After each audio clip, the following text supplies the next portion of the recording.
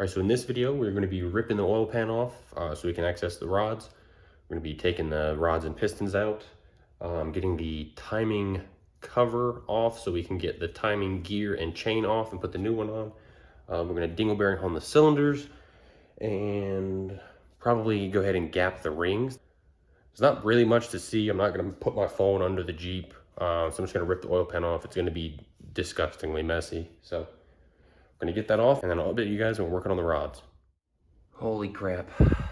It took like an hour and a half, but it's finally off. You can see we have access to, the main girdle, because this is an NVH engine, so it has, the girdle that connects all the main caps together, so we can take that off, and then we can get the rods out. But this thing has a 2-inch lift on it, some shitty 2-inch. I bought it like that. And I thought that would be enough to, to drop the pan out the bottom, but it wasn't. So you see I have the wheels off, have it full droop, and I had to disconnect the shocks, and that allowed literally just another like 1/2 inch, and I just kind of rotated it out the bottom over here. But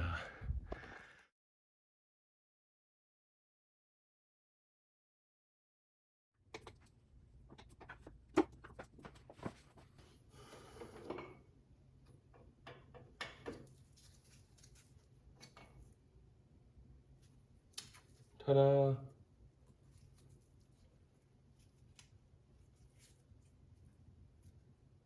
Oil scraper ring is just completely collapsed. Not that bad though.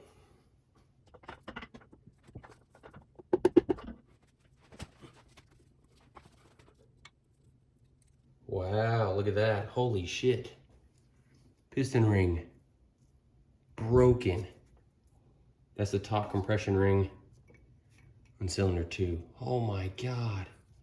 Look at that.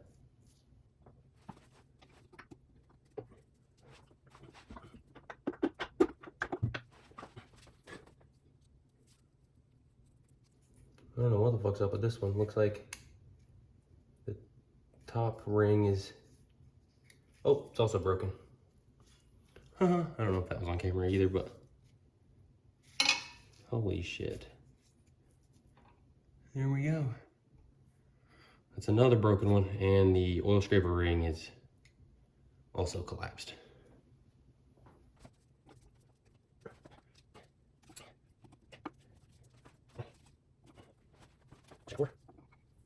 No, both the compression rings are fine. Oil scraper is again collapsed. I mean, there's obviously just a ton of sludge down in there, but they're not broken.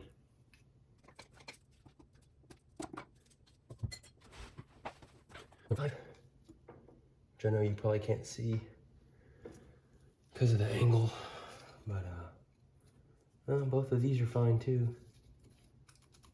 Nothing wrong with either of those. Oil scraper rings collapsed again, but with the mileage, I really wouldn't expect anything different. Cool. Neither one of these are broken. Oh yeah. Feels like both of the rings are gone on this one. There was 0 resistance. Oh yeah.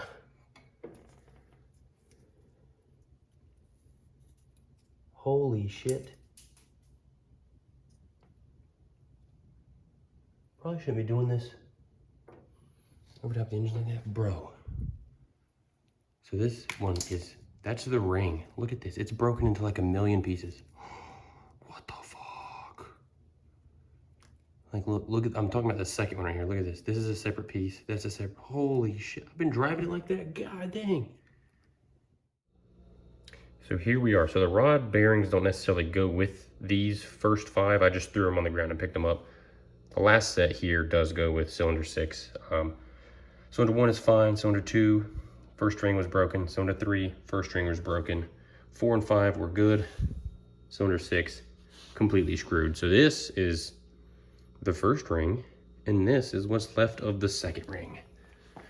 And this first one, the rest of it has wedged itself into the ringland. I tried with a screwdriver and couldn't get it out. I mean, you can see there's a piece there, piece there, piece there, and then over here, it's just, this is solid. There's no way, like, you're not getting anything from that. So this explains the blow by and the lack of compression, and the piston slap from cylinder 6. Move on over to the cylinder walls. They're actually all surprisingly good. Cylinder 3 is the worst one. You can see right here, right? There's a bunch of lines. It grabs my nail. I'm not that concerned. We're doing a refresh here.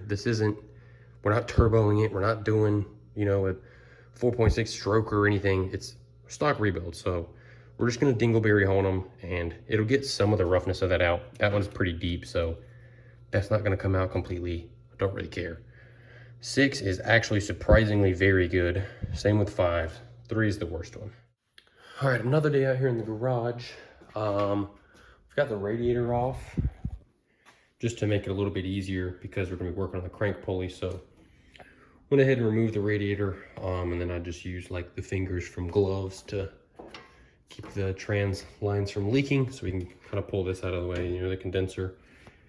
And you can see I've already got the claws foot puller on the pulley, and I was trying to use my my pry bars up against the flex plate on some of the teeth to get it to stop moving, but it just kept spinning over. But this actually worked perfect. I just put this long screwdriver in here. I can take this thing off pretty easily with very little force, like really not that much. So that's the goal for now, is get this pulled, because we need to get the timing cover off. And once we get that off, we can clean it, because it's obviously disgusting. Like, look how much caked on shit there is. It's gross.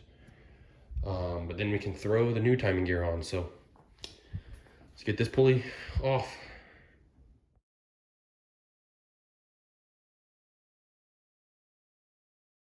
All right, so the timing cover is off. I mean, you can see just how much gunk is piled up on this thing. It's just absolutely disgusting. All right, I just spent way too long cleaning this up. It's not perfect, but I mean, it's a trillion times better than it was. So this looks way better. Like, I would throw this back on right now.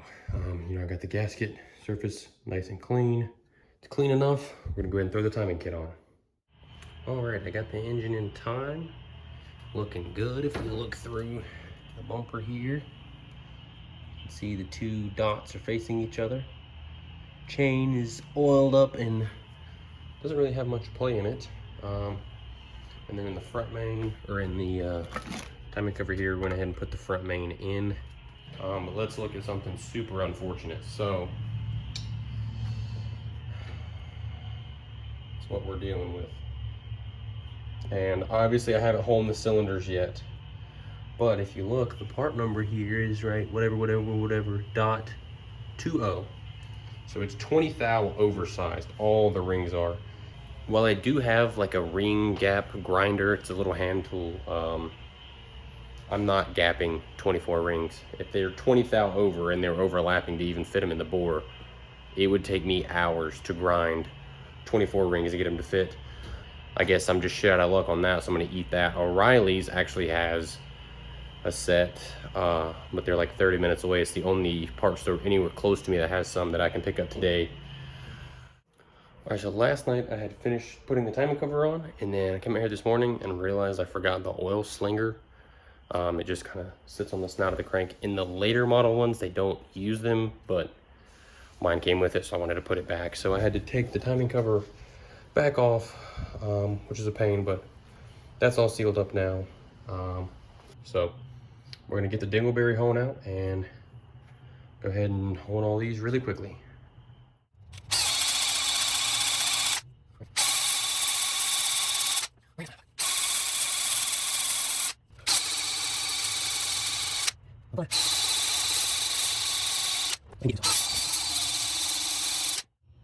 So that's what the cylinders look like after just a very light honing. You can see the scratches and stuff on 3.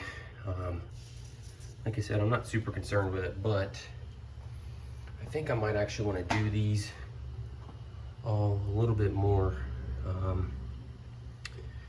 Still all a little bit too shiny, so I'm going to do another 10-15 seconds in each, and then I'll report back when they're all nice and clean. All right, so I'll end up doing 8 to 10 seconds on them. You can see we got some nice cross hatching. Right, cylinder 3, still fucked up, whatever. They all look pretty good. I can make sure the rings are all gapped. Oh, look at the pistons. Machine shop did a great job. I accidentally left the bearings in, but pressed on, they got the factory connecting rods stupid clean. So all the slugs are ready to go. And they marked with blue. I'm sure this was just from them, just so they could easily identify, you know, front of the rod front. Because I had them marked on the bottom with an arrow which way they were. Now it's just easily identifiable, so I know the blue goes forward. And then we got our actual properly sized rings, top ring, second ring, oil scraper. So we're in business. I'm gonna clean the cylinders again, and then yeah, I guess it's just rear main, and then we can start putting the pistons in. Getting excited. Oh, the head too. Fuck. Forgot about the head. Super nice and clean. This thing's so heavy, but look at that. Gorgeous. And this one wasn't cracked, which is great. So we get to rebuild that tonight with all our new valves, which have to still be lapped in. But yeah, getting close. Exciting. As you can see, their rear main cap is super clean. That's because we just finished putting the new rear main in. Stuff that's underneath the vehicle like that, not really gonna bother filming it. You can see there's the old one right there. Gross. So new one's in. Hopefully that means no more leaks. And I've also got the bores cleaned up. So that wraps it up for this video. Next video is essentially gonna be assembly. Yeah, so we're gonna be checking ring gap, putting them on the pistons, putting pistons in, oil pan back on, motor mounts, rebuild the head on the workbench, yada, yada, yada. So it's currently Friday night. Want to have this thing done by Sunday, so. I want to have it running on Sunday, not necessarily by Sunday, but yeah, so thanks for tuning in, and I'll catch you in the next one.